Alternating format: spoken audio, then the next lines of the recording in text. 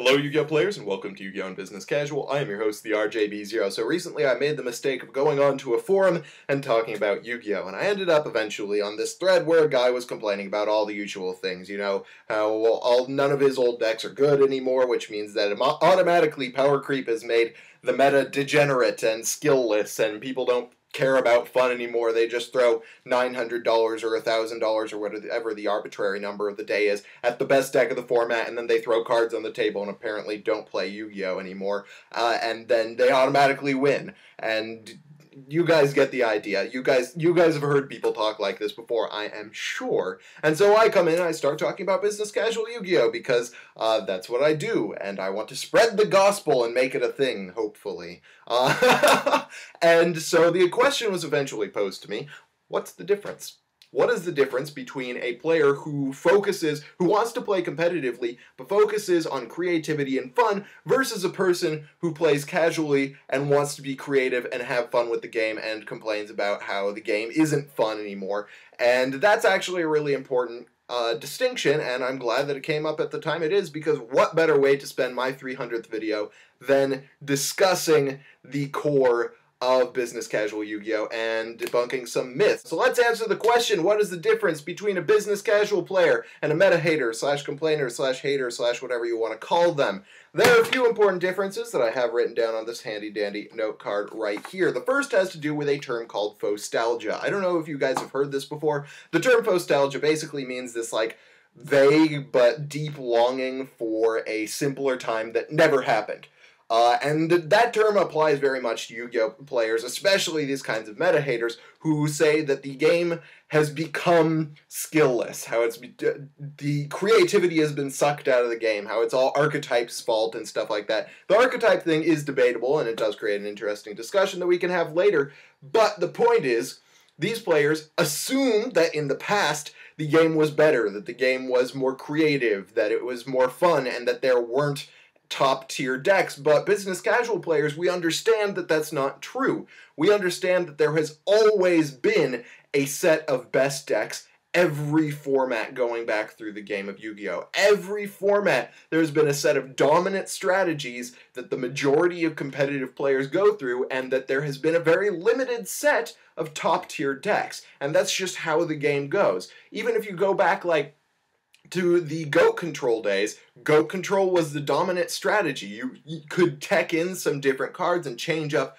the ways that you use that strategy, but it would ultimately still be the same strategy. No matter where you go in the game, no matter what format you have, there will have always been a set of best decks. Every format, and we business casual players, we understand that, so we do not begrudge the current metagame for having a limited set of best decks. So the next big difference between a business casual player and a meta hater is that business casual players, we look for fun in the competitive game. We go to top tier decks, or maybe a deck that we think can be top tier, that we think is competitive, and we look for the deck that best matches the way that we have fun playing the game. It best matches our play style. So when I go to this format, or last format, I go to decks like Dragon Rulers and Mermails that really match the way that I like to play the game, and I focus on those decks. They're top tier and they're things that other people play, but I can be creative and I can be innovative with those strategies and have fun with them. A meta hater, a complainer,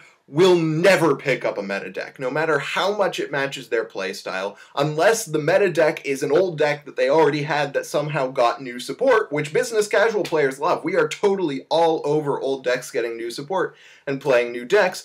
A meta hater will not play a meta deck, no matter how innovative, no matter how much fun it looks like, no matter how creative the plays are. A meta hater will never pick up a meta deck because they assume that meta equals skillless or bad or no fun, or they don't have the money for it or something like that, but they will never pick up a meta deck. The other big difference that goes along with that is that a business casual player will never pick up a degenerate deck. We will accidentally pick up a degenerate deck sometimes. We'll start playing a deck and then realize that it's got a degenerate strategy and toss it away. By the way, I am using an alternate definition of degenerate here. I will have a link to in the description below to the video where I describe my definition of degenerate and explore some of the decks that may be degenerate or not degenerate under that definition, because let's face it, most people have very different definitions of what a degenerate deck is. But based on that definition, if you guys want to check it out, a business casual player will never pick up a degenerate deck. However, a meta hater will pick up a degenerate deck as long as A, it's not meta, and B, they think that they can troll the meta, or they can beat the meta for a little while, or they think that it'll protect them from the meta for a little while. They will pick up a degenerate deck for that purpose, whereas a business casual player will never touch a degenerate deck. So the final difference, and this is a really big one, is that the meta haters believe that the top tier is inherently skillless, that every deck is autopilot and that you just have to pick up the best deck of the format and then it's an auto win for you.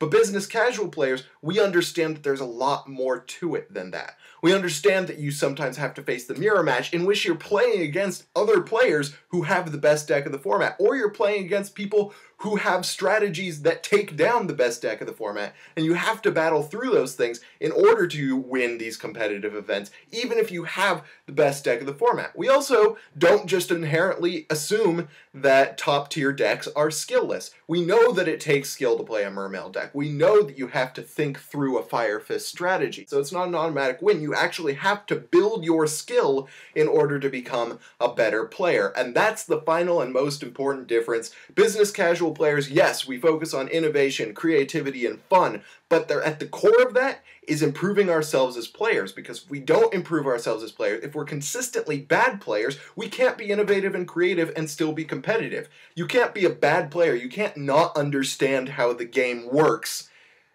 and be creative and innovative, because if you don't understand the game, if you're not good at the game and you try to make some wild decision and call it creative, you're going to fall flat on your face because you don't understand the effect that new decision or that new deck or that thing that you created is going to have on your deck, or how it's going to do against the meta, because you haven't developed your skill in the game. So we recognize we have to improve our skill as players before we can be competitive and be creative and innovative. So that is the big difference between business casual players and meta haters and casual players, etc., etc., etc. No offense to casual players. I'm talking about a specific category here. So there you guys go. I hope you guys liked this video. If you did, hit that thumbs up button. If you did, the comment section below. Wait, did I just combine the two things? If you did like the video, hit that thumbs up button. If you didn't, let me know why in the comment section below. There we go. Getting things right.